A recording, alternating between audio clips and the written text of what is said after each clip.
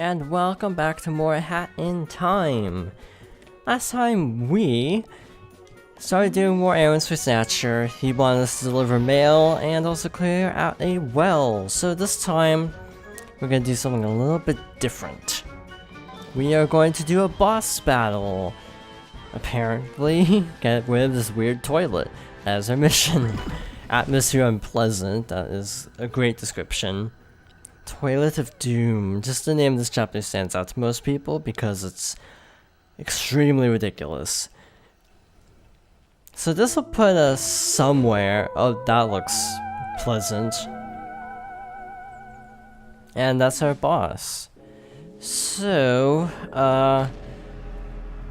we definitely start a good spot in terms of like free roaming even, because it puts us, you know, without having to do any like cutscenes or story events.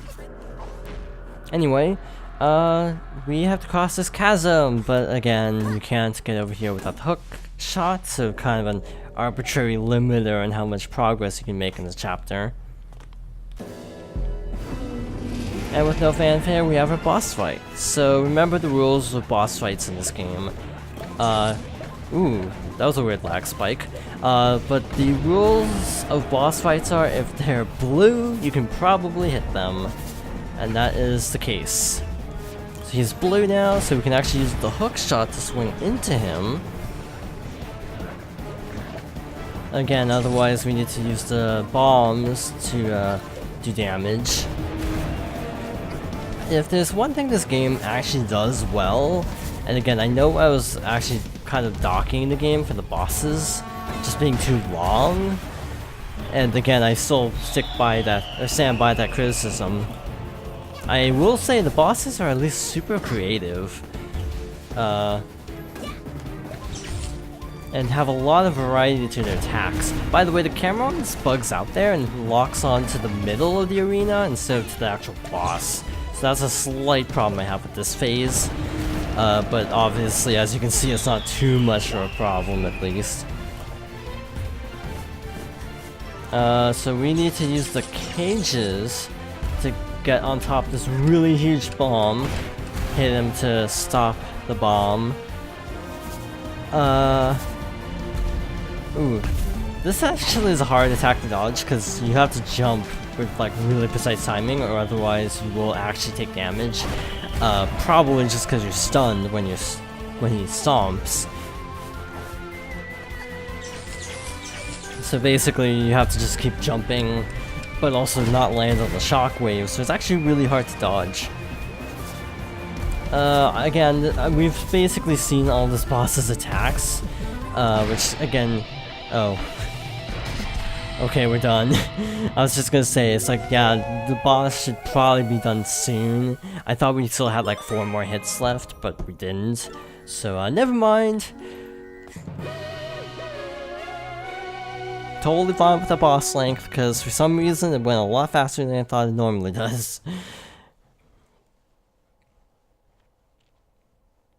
I don't know why, it feels like it's lagging a lot for some reason. I'm not sure why. I hope that's not messing up the recording and all. If not, it's not even a big deal, because other than pieces of yarn, we can recollect all the hourglasses, so it's not too big of a deal, luckily. So we've almost filled up the little finale bar, but we still have a little bit more to do before we can actually finish this chapter off. Sadly, we don't get the splash art for this until a little bit later, because we're kind of not doing it in the intended order since we're entering it from another chapter, but we can access this next and last regular chapter without needing to talk to Snatcher, which is actually really cool. The subcon well is another case where you can access it from most chapters. Any chapter with free roam, you can access subcon well, and the same goes for this chapter's. As well. I said as well twice when I didn't mean to, so that's why I hesitated. So the gimmick is we need to use the... Oh, that's the wrong hat. No wonder this isn't working. We need to use either the bells or the Dweller's Mask. That's a little finicky because the blue blocks go away when you use the Dweller's Mask. To navigate a bunch of little icy platforms. Now, these look icy because it's like an ice cavern. There's no ice physics here. So I don't even think there are ice physics in the game, period, which I have no objections to because I'm not really a fan of ice physics in most platformers, so I'm totally okay with this. So yeah, we just kind of need to navigate all these. I misjudged because of the disappearing platform. And away we go. Let's just try to trick it out like this. I hit an invisible wall, I think. I'm pretty sure I didn't hit anything. This next chapter is weird because if you actually stop to look at everything, it's actually kind of long. But it's actually really short because it's extremely scripted. Which, from what I understand, in the beta, it might have been less scripted, but they made it a little bit more scripted because people were having trouble getting through this. And I appreciate how much this game did listen to feedback during repeated Kickstarter betas and everything. It's really cool to see games like want to be the best they can be. And this was definitely a case of that, where they definitely took a lot of feedback into consideration to make it like the best game they possibly could. So again, I have a lot of respect for the developers. This piece of yarn is like the hardest piece of yarn to get in the entire game, just because wall jumping sideways is a little weird. Actually, that's a relic. Yeah, wall jumping sideways is a little awkward, because you kind of just have a lot of forward momentum but don't have a lot of side momentum. So yeah, this is really buggy for me. And normally I have problems, but not this many problems with it. So, ow. This could be going a lot better. I do not know what I'm doing wrong here, by the way. Because normally I would have gotten it by now. So that's why I'm a little bit confused. And I feel like the camera doesn't help. But yeah, this is one... Oh, there we go. And look, another crayon. Definitely worth it. There's another place you can get a relic really easily, but this is just one place you can get it. So now let's start the chapter, now that we've explored enough. This trail of pawns and automatically opening cellar door. So let's jump in. Queen Vanessa's Manor. Hello, welcome to a tonal shift. This game has a lot of them.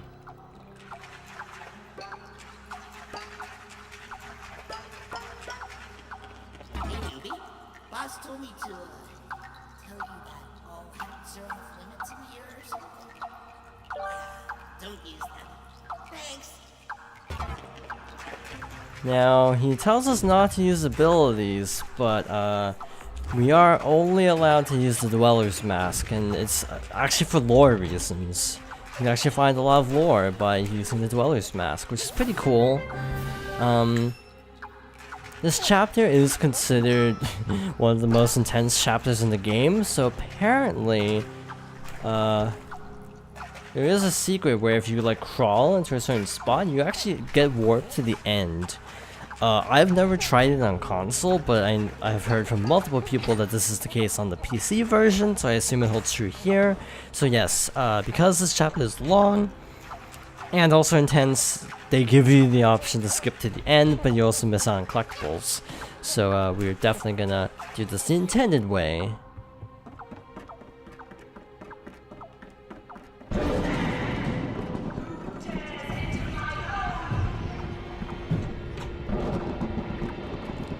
Yep, this is a level. Okay, so we need to get to another floor, but we gotta get the key. Now, I always thought this was kind of a Resident Evil reference, Partly just because of that game's weird obsession with putting keys in obscure places. But I don't know for certain. And also the mansion. Yeah, we got a horror chapter for some reason. So yeah, that switch on the wall we found with the Dweller's Mask goes into this little hidden nook. Doesn't serve much of a purpose, it feels like.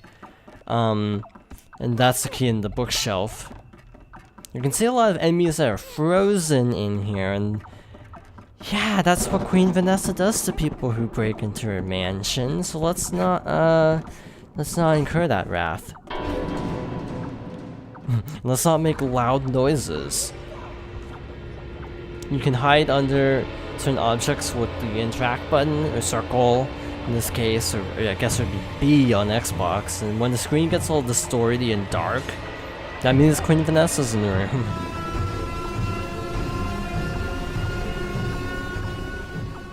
As long as you're hidden, it won't be a problem though. She cannot see you. I'm gonna make sure she's left first. Nope, she is not left there. Cool. Okay, she's gone. Jump on the piano twice to knock this over. Now, we lost our one hiding spot, so we just kind of have to book it at this point. Through here. You got a little study. I think there's a chest in one of these rooms, but it's actually kind of hard to see because of this sort of red tint to everything. I think it might be a different room. Got a checkpoint.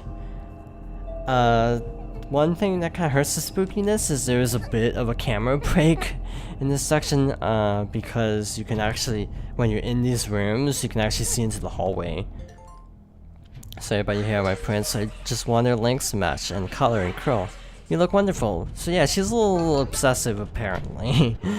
Got a rift token. That's not on the relic map because that one isn't normally a relic. It's always a rift token. It feels darker than usual, and I don't know if it's just me.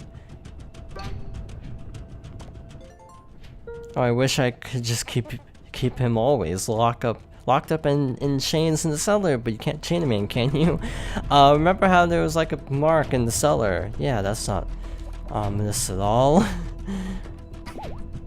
Yeah, so we can actually see she's right there. So that's kind of a weird immersion breaker, which is a slight criticism I have. So we can use the balloon to sort of dislodge the key. Definitely a foolproof plan. Got another rift token. You can hide on. Oh. My dearest Vanessa, it's been many days since I saw you last, but it feels like months. My time at the academy is hard, but I'm progressing quickly. There's so much to study when it comes to law, but the library here is well stocked. It is the finest in the land, and I'm thankful for the help. I've been attending private study. Had to kind of cut off that letter, because ominous music.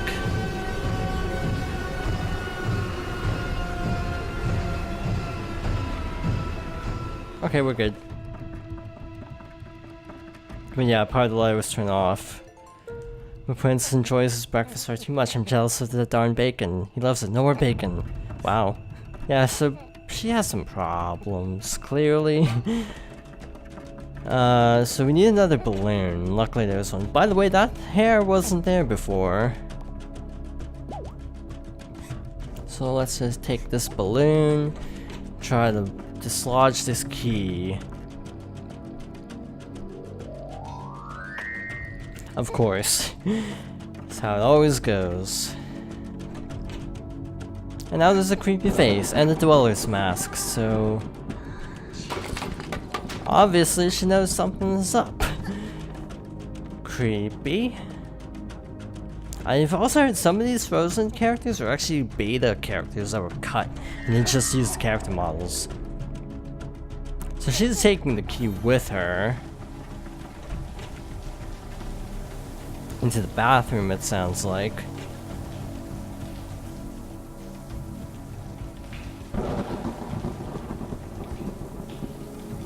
that case it was just lightning, but we now have to run. Also, you can't dash, because that's counted as an ability, so we're stuck to running.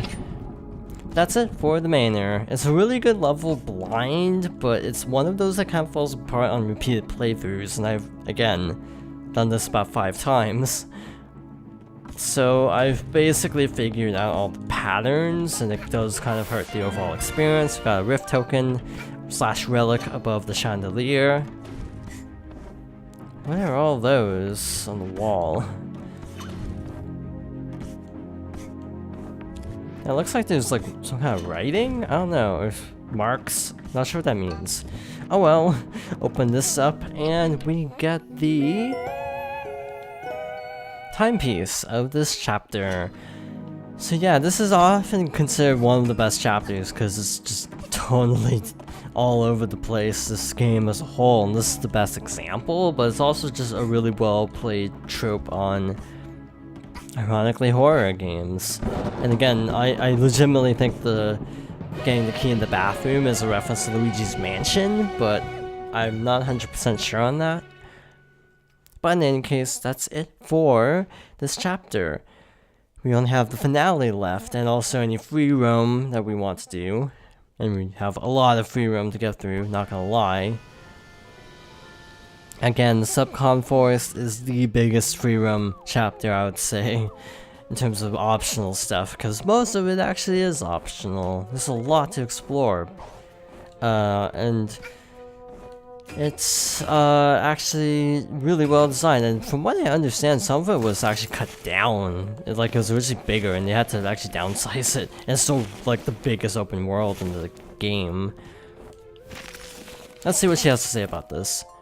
Day 15, that snatcher guy is such a jerk. This stinks. Now I need to go steal something of his from some old lady's attic. What's an old lady doing living in this spooky forest anyway? Wait, she's going to be creepy, isn't she? Old people already creep me out.